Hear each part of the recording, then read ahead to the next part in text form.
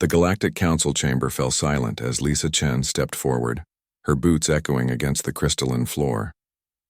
Around her, representatives from 47 species watched with expressions ranging from curiosity to outright disbelief. The human delegation had arrived only 3 cycles ago, and already they were causing ripples throughout the established order. Beside her, Jackson Torres adjusted his collar, seemingly unbothered by the weight of 1,000 alien eyes upon them. They were the first humans to stand before the council, and the questions had been relentless. Impossible, chittered the Vexian ambassador, its carapace gleaming under the chamber's bioluminescent lights.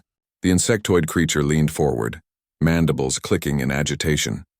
Your species survived planetary predators without natural armor plating? Without exoskeletons or chitinous shells? Lisa smiled patiently. We have natural armor.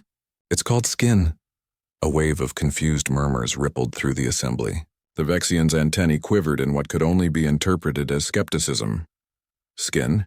The word came from Ambassador Thelnox, a towering reptilian whose scales could deflect plasma bolts. The thin membrane covering your body? That provides no protection whatsoever.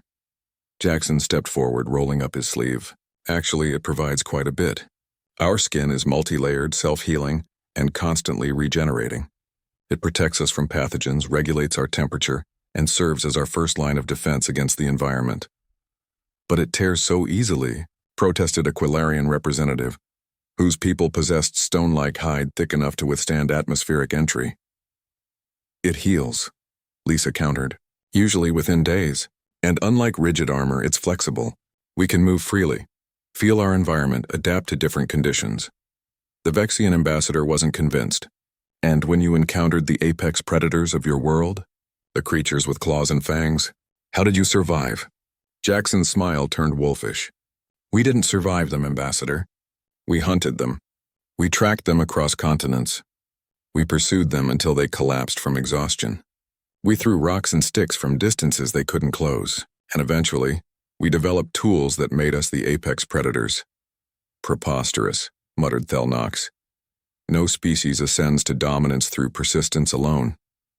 No, Lisa pulled out a datapad projecting images above the assembly. This is a human running. Humans can run for hours, sometimes days, without stopping. Our skin sweats, cooling us efficiently. We can chase prey in the midday heat when other predators must rest. We call it persistence hunting. The hologram shifted, showing ancient humans tracking a large quadruped across a savanna. Your skin secretes liquid?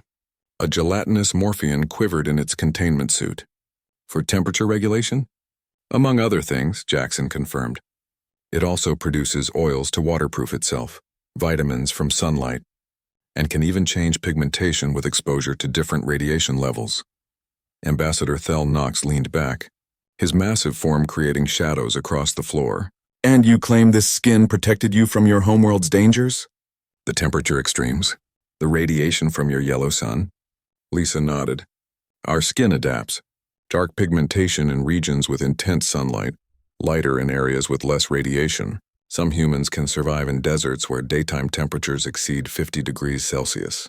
Others thrive in Arctic conditions below -40 degrees.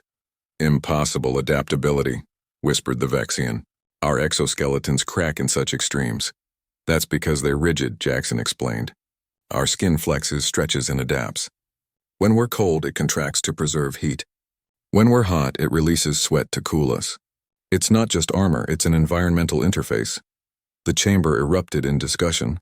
The concept seemed to disturb many of the species present, particularly those who relied on thick natural plating or energy shields. A small, furry creature from the Palaxian delegation spoke up, its voice barely audible. But surely you must have lost many to injury? To simple cuts and abrasions? We did, Lisa admitted. But each injury taught us. We learned to treat wounds, to clean them, to help the skin heal. We developed medicine specifically because our skin, while remarkable, wasn't invincible. That vulnerability drove innovation. Jackson added, most species here evolved armor to survive. We evolved intelligence to compensate for our lack of it. Our weakness became our greatest strength. Thelnox stood to his full impressive height. And now that you have technology, surely you augment this skin with proper armor? Sometimes, Lisa said. But even our combat armor is designed around the principle that flexibility and adaptability trump rigid protection. We've learned that being able to move, to react, to feel our environment is often more valuable than being indestructible. The Vexian ambassador clicked its mandibles thoughtfully. Your species fascinates and disturbs in equal measure, humans.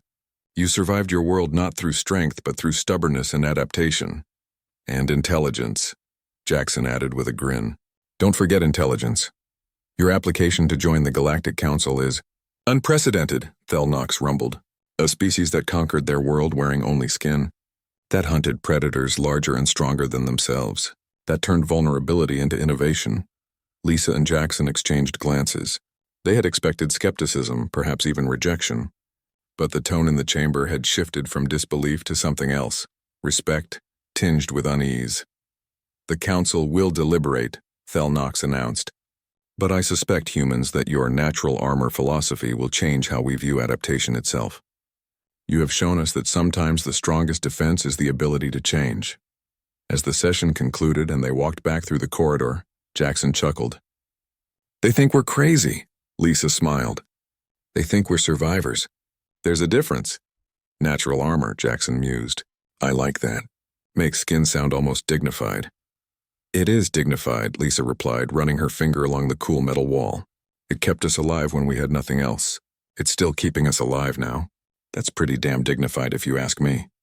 Behind them, the Galactic Council continued their heated debate about the strange species that had evolved, not through strength, but through the remarkable resilience of simple, vulnerable, irreplaceable skin.